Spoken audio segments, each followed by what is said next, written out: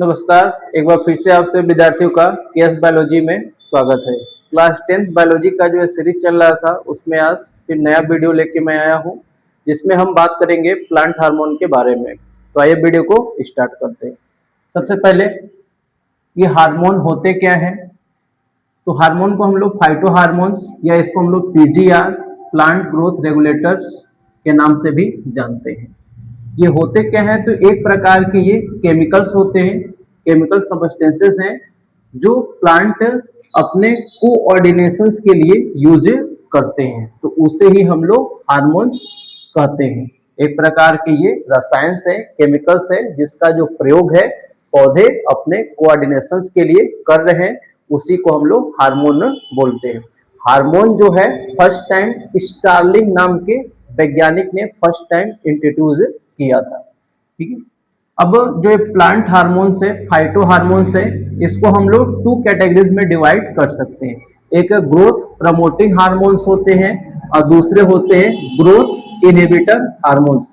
मतलब एक ग्रोथ को बढ़ाने वाले हार्मोन होते हैं और एक होते हैं ग्रोथ को रोकने वाले हार्मोन। जैसे हमारे समाज में 2 प्रकार के व्यक्ति होते हैं, एक व्यक्ति को आगे बढ़ाने वाले होते हैं और दूसरे होते हैं व्यक्ति को पीछे खींचने, मतलब एक पैर खींचने वाले, एक हाथ खींचने वाले। तो वैसे ही प्लांट हार्मोन 2 प्रकार के, एक ग्रोथ इनहिबिटर हार्मोन्स है और एक ग्रोथ प्रमोटिंग हार्मोन्स होते हैं। तो सबसे पहले हम लोग ग्रोथ प्रमोटिंग हार्मोन्स को देख लेते हैं। तो इसमें आपका ऑक्सिन हो गया, जिबरेलिन्स हो गया और साइटोकाइनिन, तो ये ग्रोथ प्रमोटिंग हार्मोन्स में आते हैं। और ग्रोथ इनहिबिटर हार्मोन्स में एब्सिसिक एसिड और जो एथिलीन है, तो ये 2 आपके इनहिबिटर्स मतलब ग्रोथ को रोकने वाले हार्मोन होते हैं। सबसे पहले ऑक्सिन के बारे में देख लेते हैं। तो जो ऑक्सिन है, इसका खोज वेंट नाम के वैज्ञानिक ने किया था। इसका फंक्शन क्या है? तो जो सेल का एलोंगेशन है और जो फोटोट्रोपिज्म होता है, फोटोट्रोपिज्म में भी जो ऑक्सिन है ये हेल्प करता है। ये रूट स्टेम का जो मेरिस्टेमेटिक सेल्स होता है उसमें क्या होते हैं, पाए जाते हैं। और ये हमेशा जो सैडी प्लेसेस होते हैं, छायादार प्लेसेस होते हैं, उसके तरफ ये क्या करते हैं, मूव करते हैं, जिससे जो सैड वाले प्लेसेस होते हैं, छायादार वाले, वहां के जो ग्रोथ है वो ज्यादा होता है।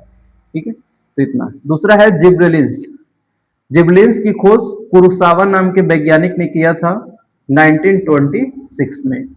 ये करते क्या है? तो जो स्टेम ग्रोथ है उसको ये प्रमोट करने का काम करते हैं, बढ़ाने का काम करते हैं। उसके अलावा जो सीड जर्मिनेशन है ना, सीड जर्मिनेशन, उसमें भी ये हेल्प करते हैं, बीजों के अंकुरण में भी ये हेल्प करते हैं।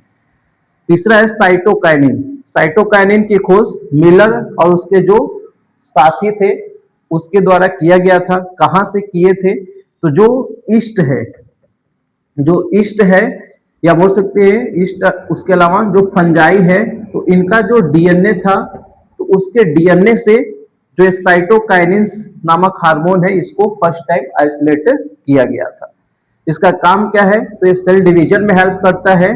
उसके बाद ये डिले एजिंग ऑफ लीफ, जो पत्तियों का बोल सकते हैं कि जो एजिंग है उसको ये डिले करने का काम करता है। मतलब कोई पौधा है वो जल्दी से उसको सूखने नहीं देगा, मतलब जल्दी से उसको पुराना नहीं होने देगा, उसमें ये हेल्प करता है। तो इतना ही आपका साइटोकाइनिन के बारे में।